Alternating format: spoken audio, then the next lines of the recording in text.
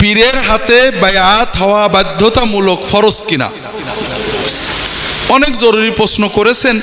বিষয়টা হলো, আমি একজন পীর সাহেব, আপনারা জানেন কি না, আমি ফুরফুরার পীর সাহেবের জামাই এবং খেলাফত পাওয়া পীর।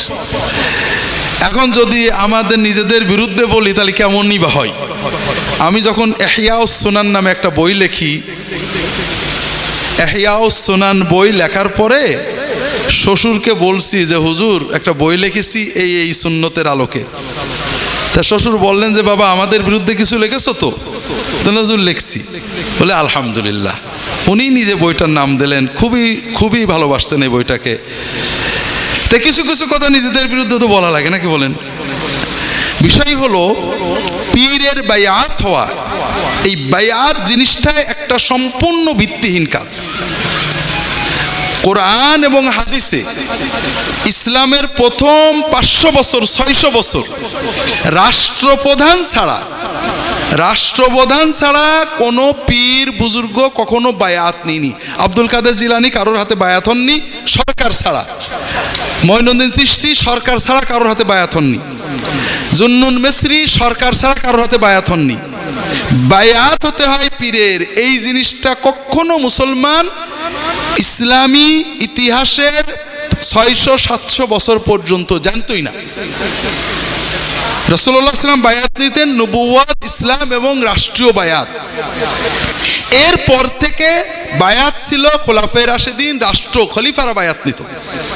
যদি কোনো ব্যক্তি পীর বুজুর্গ আলেম বায়াত নিত, সঙ্গে সঙ্গে রাষ্ট্রের পক্ষ থেকে এসে তাকে কতল করা হতো। কারণ হাদিসে আসছে যে একজন রাষ্ট্র প্রশাসক থাকা অবস্থায় অন্য কেউ যদি বায়াত নেয় তাকে কতল করবে। পীরের মুরিদ হওয়ার বিষয়টা বিস্তারিত জানতে হবে। আমার লেখা রাহে বেলায়াত এবং ইহয়াউস সুনান পড়লে অনেক জানতে পারবেন। আল্লাহ তাআলা কোরআনে এবং রাসূলুল্লাহ সাল্লাল্লাহু আলাইহি ওয়াসাল্লাম হাদিসে নেককার মানুষদের সহবতের কথা বলেছেন। সহবত মানে সাথে থাকা, বসা, সাথী হওয়া। কথা কি বুঝতে পারছেন? ভালো মানুষ, নেককার দিনদার মানুষের কাছে যেয়ে বসা, তাদের নসিহত শোনা, তাদেরকে আল্লাহর জন্য মহব্বত করা, তাদের কাছ থেকে দ্বীনের কথা শেখা, এইটা হলো ইবাদত। আপনারা কি বুঝতে পেরেছেন? পীর বলে কোনো শব্দ কোরআন হাদিসে নেই, আর মুরিদ বলে কোনো শব্দ কোরআন হাদিসে নেই। কোরআন হাদিসে আছে মুত্তাকিন, সালেহিন, সাদেকিন এবং মুরিদ না সাহেব, মুসাহাবাত, সাহচর্য, মাইয়াত, সঙ্গী হওয়া, তাদের কাছে বসা, তাদের মহব্বত করা, এইটা আছে। এখন এই যে পীর মুরিদের মাধ্যমে এই কাজটা করা হয়, কিছু অন্যায় করা হয়। সাহাবীদের যুগে, তাবেঈনদের যুগে কোনো মুসলমান একজন পীরের সোহবত নিত না। বড় বড় নেককার মানুষদের অনেকেরই সোহবত নিত। পরবর্তীতে যখন মুসলমানদের ভিতরে আলেম ওলামা নেককার মানুষ কমে গেলেন, তাতার ক্রুসের যুদ্ধ হলো, মানুষ একজনের সোহবত নিত কিন্তু বায়াত হতো না। তার কাছে যে 2-1 বছর পড়ে থাকতো অন্তরটাকে সহি করার জন্য। যখন তাতার যুদ্ধ হলো, তারপরে মুসলমানদের সমাজে অনেক অধপতন, অবক্ষয়। আল্লাহর কিছু নেককার মানুষ গ্রামে গঞ্জে পীর নামে মানুষদের দাওয়াত ইসলাহ করতেন, কিন্তু মানুষ ক্রমান্বয়ে পীর পূজা, পীর তন্ত্রের ভিতরে চলে গেল। একজন নেককার মানুষ পীর বলেন আর আলেম বলেন, হাদি বলেন, ইমাম বলেন, তার কাছে যে আপনি বসেন, মহব্বত করেন, এটা ভালো কাজ। বায়াত নামে করেন, না নামে করেন। কিন্তু প্রথম যে ভুল, যেটা অন্যায়, সেটা হলো পীরের মুরিদ হওয়াকে কোনো দিনের জরুরি কাজ মনে করা। যারা পীরতন্ত্র তৈরি করেছেন, যাদের নামে আমরা পীর আলী করি, যেমন মুজাদ্দেদে আলফেসানি, নাম শুনছেন? এখন তো সবাই মুজাদ্দেদিয়া তরিকা, কেউ লেখাপড়া তো করে না, বন্ডামি। উনি বারবার লেখছেন পীরের মুরিদ হওয়া কোনো ফরজ অজেব কিচ্ছু না। তুমি কোরআন এবং সুন্নাহ মতো আকীদা সহি করবে, ইলম ঠিক করবে, ইবাদত বন্দেগী করবে, এরপরে যদি অন্তরে বেশি ইখলাস চাও কোনো একজনের সোহবত নেবে।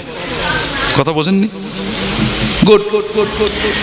শাহ ওলিউল্লাহ মুহাদ্দিস দেহলভী, সৈয়দ আহমদ বেরলভী, ফুরফুরার পীর আবু বকর সিদ্দিকী, আশরাফ আলী থানভী রাহিমাহুমুল্লাহ তাআলা আজমাইন সবাই বারবার বলেছেন পীরের মুরিদ হওয়া ফরজ ওয়াজিব কিছুই না। এটা একটা নেককার মানুষের সাহচর্য গ্রহণের নেক আমল, মুস্তাহাব আমল মাত্র। তাহলে প্রথম অন্যায় আমরা করলাম যে এই কাজটা মুস্তাহাব কাজকে জরুরি মনে করলাম, এটা কিন্তু অত্যন্ত ভয়ঙ্কর পাপ। এরপরে বললাম যে পীরের মুরিদ না হলে জান্নাতি পাবে না, এটা হলো কুফুরি কথা। এই কথা যে মনে করে যে পীর না ধরলে জান্নাতে যাবে না, সে বেঈমান। কি জন্য? আমরা কালেমা পড়েছি, লা ইলাহা ইল্লাল্লাহু মুহাম্মাদুর রাসূলুল্লাহ, জিলানী ওয়ালিউল্লাহ, চিশতি খাজাউল্লাহ, আছে না কালেমার ভিতরে? আমানতু বিল্লাহি ওয়া মালাইকাতিহি ওয়া কুতুবিহি ওয়া রুসুলিহি ওয়া বাগদাদি ওয়া আজমিরিহি ওয়া ফুরফুরা, আছে তো? নেই? তো কেউ যদি মনে করে আল্লাহকে মাবুদ ধরার পরে, মুহাম্মদ সাল্লাল্লাহু আলাইহি নবী ধরার পরে আর কিছু না ধরলে জান্নাত পাওয়া যাবে না, তার কি ঈমান থাকে? তৃতীয় হলো পীর কেন ধরবো, আসল জায়গা হলো এখানে সমস্যা। আপনি যদি মনে করেন, এটা সৈয়দ আহমদ বেরলভী, শাহ ওলিউল্লাহ, মুজাদ্দিদ সবাই এগুলো লিখেছেন আমার ইহয়া সুনানে, এবং কিছু রাহে বেলায়েতে পাবেন। এখানে বই আছে, 50% কমিশনে আপনাদের জন্য দেওয়া হবে, বলা আছে পীরের কাছে কেন যাবেন। যদি মনে করেন আমি একটু নেককার মানুষের কাছে গেলে মনটা ভালো হবে, আল্লাহমুখী হবে, এটা ভালো কাজ, এটাতে আপনি সওয়াব পাবেন। আর যদি মনে করেন পীরের কাছে গেলে পীর আল্লাহকে বলে দিলে আল্লাহ আমার কথা, পীরের কথায় আমার ভালো করে দেবে, আপনি মুশরিক, একেবারে আবু জেহেলের মতো মুশরিক। আপনি যদি মনে করেন পীর আল্লাহ এবং বান্দার মাঝখানে ওসিলা, মধ্যস্থ, মিডিয়া, তাহলে আপনি মুশরিক, আবু জেহেলের মতো মুশরিক। সকল শিরকের মূল হলো আবু জেহেল। আমি তো বলতে পারবো না আজকে আবু জাহাল আল্লাহ মানতো না, মানতো না, আল্লাহ এক মানতো না, আল্লাহ যে আমাদের রব্বুল আলামিন মানতো না, মানতো।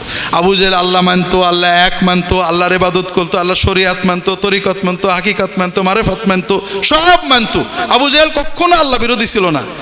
আল্লাহকে আইনদাতা মানতো, আল্লাহকে বিধানদাতা মানতো, আল্লাহকে শরিয়াতদাতা মানতো, আল্লাহর কথা মতো হজ করতো, ওমরা করতো, সব করতো। বিস্তারিত বলতে পারছি না, যদি কারোর শখ হয় আমার আকীদা বইটা কিনে নিয়ে যাবেন, অথবা ইমাম আবু হানিফার ফিকহুল আকবরের যে অনুবাদ করেছে ওটা নিয়ে যাবেন। আবু জেহেলের সমস্যা একটাই ছিল, সে লা রাব্বা ইল্লাল্লাহ বিশ্বাস করতো, লা খালেকা ইল্লাল্লাহ বিশ্বাস করতো, লা কাদেরা ইল্লাল্লাহ বিশ্বাস করতো, কিন্তু লা ইলাহা ইল্লাল্লাহ মানতো না। সে বলতো আল্লাহ সব, একমাত্র সৃষ্টিকর্তা, রিজিকদাতা, সর্বশক্তিমান, আল্লাহর ইবাদত করতে হবে, তবে আল্লাহ ছাড়াও আল্লাহর যারা প্রিয় বান্দা তাদেরও ইবাদত করতে হবে। কেন? কারণ এরা আমাদের আল্লাহর এবং আমাদের মাঝখানে ওসিলা, মধ্যস্থ। দলিল, দলিল খুব সহজ। একজন রাজা মহারাজার কাছে যেতে গেলে, প্রধানমন্ত্রী, এমপি, ডিসির কাছে যেতে গেলে আপনি কি ডাইরেক্ট যেতে পারেন? তার পরিচিত প্রিয় কোনো মানুষের মাধ্যমে যেতে হয়। তা আল্লাহ তো সকল রাজার বড় রাজা, মহারাজা, মালিকুল মুলুক, তার কাছেও তো ডাইরেক্ট যাওয়া যাবে না। তার কাছে যেতে গেলে তার প্রিয় বান্দাদের মাধ্যমে যেতে হবে। কাজেই আমরা আল্লাহর যারা প্রিয়, আবু জেহেল কাদের প্রিয় বলতো? জিব্রাইল, মিকাইল, আজরাইল, ইসরাফিল, ঈসা, মুসা, ইব্রাহিম, ইসমাইল, ইয়াগুস, ইয়াউক, সুআ, নাসর, লাত, মানাত, উজ্জা, হাবল, আল্লাহর পয়গম্বর, সত্য পয়গম্বর, আল্লাহর ফেরেশতা, সত্য ফেরেশতা, আল্লাহর ওলি, সত্য ওলি, অথবা বানোয়াট, এদেরকে আল্লাহর মাহবুব বান্দা মনে করে তাদের বন্দনা করত, তাদের মাজার বানাতো, দরগা বানাতো, পাথর ঠিক করে নিত, গাছতলা ঠিক করে নিত, মূর্তি বানিয়ে নিত, এদের কাছে ধর্ণা দিত, দুধ ঢেলে দিত, মুরগি ছেড়ে দিত, উট জবাই করে দিত, ডাকতো, তাদেরকে ডাকতো। তারা বিশ্বাস করত এরা রুহানিভাবে আমাদের ডাক শুনবে, আমাদের ডাক শুনে খুশি হলে আল্লাহর কাছ থেকে আমাদের কাজটা করে দেবে। কথা কি বুঝতে পারছেন? আবু জাহাল যে যুক্তিতে এই শিরিক করত, এই যুক্তি কি বাংলাদেশে পাওয়া যায়? যায়। আমরা যুক্তিটা একটু বিচার করি। অনেক সময় না বুঝে আমরা বলি, প্রধানমন্ত্রী, এমপি, মিনিস্টার, ডিসি, এসপি, তাদের কাছে কি জজ সাহেবের কাছে আমরা ডাইরেক্ট যেতে পারি? মিডিয়া লাগে, ঠিক না? তা আল্লাহর কাছে কি ডাইরেক্ট যাওয়া যায়? মিডিয়া তো লাগবে, ঠিক না? মন্ত্রী, প্রধানমন্ত্রী, ডিসি, এসপির কাছে যেতে মিডিয়া লাগে কেন? দুটো কারণে। প্রথম কথা, তিনি আমাকে চেনেন না। ঝিনাইদহের ডিসির অফিসে যেতে আমার মিডিয়া লাগে না। কেন? কারণ উনি আমাকে চেনেন। আমি গেলে দারোয়ান এমনি দরজা খুলে দেয়, ওই পিএস এর ঘরেও যাওয়া লাগে না, ডাইরেক্ট দরজা খুলে দাঁড়িয়ে থাকে। কারণ জানে যে এই লোকটা ডিসি সাহেব খুব মহব্বত করে, ভালো জানে, এর কাছে দরজা খুলে দিলে আমার গাল শুনতে হবে না। কথা বুঝতে পেরেছেন? তাহলে প্রধানমন্ত্রী, এমপি, ডিসি, এসপি যেই হোক না কেন, তার কাছে আমরা যেতে মধ্যস্থ লাগে কেন? কারণ তারা আমাকে চেনেন না। আমি প্রধানমন্ত্রীর কাছে একটা আবদার করলাম, দরখাস্ত দিলাম, আমি কোন দলের লোক, ভালো না মন্দ সে তো জানে না। যদি তার প্রিয় একজন লোক রিকমেন্ড করে দেয়, তাহলে উনি বুঝবেন যে আমাকে সাহায্য করা যেতে পারে, ঠিক না? আল্লাহও তো এরকম। আল্লাহ তো বান্দাকে চেনেন না, চেনেন। তবে আল্লাহর কোটি কোটি কোটি কোটি কোটি কোটি কোটি কোটি কোটি কোটি বান্দা, আল্লাহ হয়তো নাউজুবিল্লাহ আস্তাগফিরুল্লাহ একটু ঝাপসা জানেন, কোনো নেককার আল্লাহওয়ালা বুজুর্গ লোক যদি একটু রেকমেন্ড করে দেয়, আল্লাহ তাড়াতাড়ি বুঝতে পারেন যে লোকটা ভালো। হ্যাঁ, আমাকে কে বেশি জানেন? কে বেশি মায়া করেন? মায়ের চেয়েও কে বেশি মায়া করেন? কেউ যদি মনে করে যে এই আমাকে যে আল্লাহ সবার চেয়ে বেশি জানেন, সেই আল্লাহর কাছে যেতে আবার মিডিয়া লাগে, তার কোনো ঈমান থাকে না। আচ্ছা বলেন তো, একটা বাচ্চা মায়ের কাছে দুধ চাইতে তার মিডিয়া লাগে?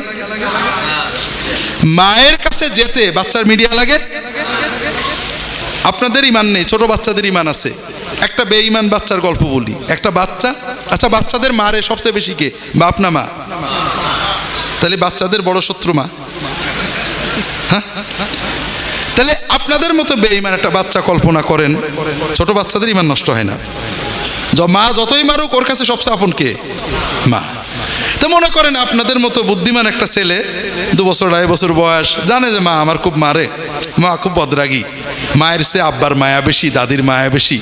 ওর যখনই কিছু দুধের দরকার হয়, পানির দরকার হয়, কোনো কিছু দরকার হয়, মার কাছে না বলে খালা বা দাদি বা আব্বার কাছে চলে যায় যে আব্বা দুধ লাগবে। ওর আব্বা বা খালা বা দাদি মাকে বলে তুমি ছেলেটাকে দুধ দাও, ওর খিদে লেগেছে। কোনো মা এইরকম ছেলে কি পছন্দ করে না অপছন্দ করে? যে ছেলে মায়ের কাছে না আসে, অন্যের কাছে আগে চাই, এরকম ছেলেকে মা কি পছন্দ করে না বিরক্ত হয়? বিরক্ত হয় না? এই ছেলেটা মায়ের মাতৃত্বকে অপমান করে। মায়ের মাতৃত্বের দাবি কি? যে সন্তান সবচেয়ে আগে কার কাছে দাবি করবে? হ্যাঁ, যে মান্দা, যে মানুষ নিজের বিপদ আপদ, ব্যথা বেদনা, কষ্ট দুঃখ, ইবাদত বন্দেগী প্রথমে আল্লাহর কাছে না বলে ভায়া খুঁজে বেড়ায়, সে আল্লাহর রুবুবিয়তকে অপমান করে। আল্লাহর রুবুবিয়তের দাবি যে বান্দা সবচেয়ে আগে তার সাথে কথা বলবে, কারণ তার সে আপন, তার চেয়ে প্রিয়, তার চেয়ে পরিচিত, তার চেয়ে দরদি আর কেউ হতে পারে না। কথা বোঝেননি? তে কাজেই বান্দার কাছে মিডিয়া লাগে আর একটা কারণে, সেটা হলো বান্দা জালেম, চিনেও পার্সিয়ালিটি করে, ঠিক না? এলাকার কমিশনার 2 গ্রুপে চেনে, কিন্তু বিচারে মাঝে মাঝে পার্সিয়ালিটি করে না। আপনি যদি একজন শক্ত লোকদের সুপারিশ করে দেন, তার খুব ক্লোজ, তাহলে আর পার্সিয়ালিটিটা হয় না, ঠিক না? ঠিক। আল্লাহ তো এরকম। হ্যাঁ, আল্লাহ তো চেনার পরও নাউজুবিল্লাহ পার্সিয়ালিটি করতে পারেন নাকি? কেউ যদি মনে করে আল্লাহ ডিসি, এসপি, এমপি, মন্ত্রীর মতো জাহেল, আমাকে চেনে না, অথবা জালেম, পার্সিয়ালিটি করতে পারে, কাজে একটা মিডিয়া লাগবে, তার কি ঈমান থাকে? কেউ যদি বলে মায়ের কাছে দুধ চাইতে, পানি চাইতে, খাবার চাইতে, বাথরুমে যেতে ছেলের সন্তানের মিডিয়া লাগে, সে পাগল নাকি বুদ্ধিমান? পাগল। তো ভাইরা, আল্লাহর কাছে মিডিয়া লাগে না। আমরা অনেকেই বলি কোর্টে গেলে উকিল লাগে, আল্লাহর কাছেও উকিল লাগে। আল্লাহ কোরআনে বলেছেন কাফা বিল্লাহি ওয়াকিলান, বান্দার উকিল হিসেবে আল্লাহই যথেষ্ট। একমাত্র উকিল কে? আল্লাহ। কেউ ওকালতি করবে না। নবী রাসূল সুপারিশ করবে, ওকালতি করবে কে? একমাত্র আল্লাহ। কাজে আল্লাহর কাছে উকিল লাগে, এটা কুফরি কথা, শিরকি কথা। আল্লাহ কোরআনে বারবার বলেছেন কাফা বিল্লাহি ওয়াকিলান, উকিল হিসেবে আল্লাহই যথেষ্ট। তাত্তাখিযু ওয়াকিলা, উকিল ধরো আল্লাহকে, আল্লাহ তাত্তাখিযু মিন দুনি ওয়াকিলা। সবচেয়ে বড় কথা ভাইরা, কোথায় যাচ্ছেন? মাকে ছেড়ে খালার কাছে যে কেউ শান্তি পায়? তা আপনি আপনার মাবুদ রবকে ছেড়ে আপনি কোথায় চলেছেন যে আল্লাহকে অতি সহজে খুশি করা যায়? আল্লাহ আপনাকে মায়ের ছেড়ে প্রেম করেন, ভালোবাসেন, তাকে রেখে আপনি কোথায় যাচ্ছেন? আচ্ছা বলেন তো, আল্লাহকে খুশি করা সহজ না হুজুরকে খুশি করা সহজ? আল্লাহ মায়ের চেয়ে ভালোবাসেন। আল্লাহ বান্দার কাছে কিছুই চান না, বান্দা একটু অন্তর দিয়ে তওবা করবে, আল্লাহ মাফ করে দেন। আর আমি হুজুর, আপনি প্রতি বছরে আমাকে 2000 টাকা হাদিয়া দিতেন মাহফিলে, যে এ বছরে অবস্থা ভালো না, 500 টাকা দিয়েছেন, আমি খুশি হব না বেজার হব? আর আল্লাহ আপনার রব মালিক কি বলছেন? বান্দা প্রতি রাতে 2 রাকাত তাহাজ্জুদ পড়তো, 10 রাকাত পড়তো, রোজা রাখতো, অসুখ হয়েছে, কোনো ইবাদত করতে পারে না, ওর আমল নামায় পুরো ইবাদতের সওয়াব লেখা হতে থাকবে। সেই মালিক যাকে ভালোবাসলে সব পাবেন, তাকে তুই কোথায় চলেছেন আপনি? এজন্য বান্দা এবং আল্লাহর মাঝখানে মধ্যস্থ লাগে, এটা হলো সকল শিরকের মূল। আল্লাহ আমি বললে শুনবে না, আরেকজন বললে তাড়াতাড়ি শুনবে, এটা হলো সকল কুফরির মূল।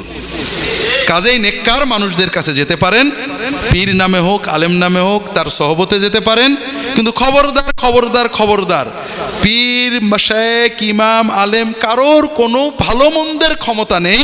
তারা আপনাকে কিছু আমল শেখাতে পারে, ইবাদতটা হবে কার? চাওয়া পাওয়া কার কাছে? আল্লাহ তাআলা সবাইকে তৌফিক দান করুন, আমিন।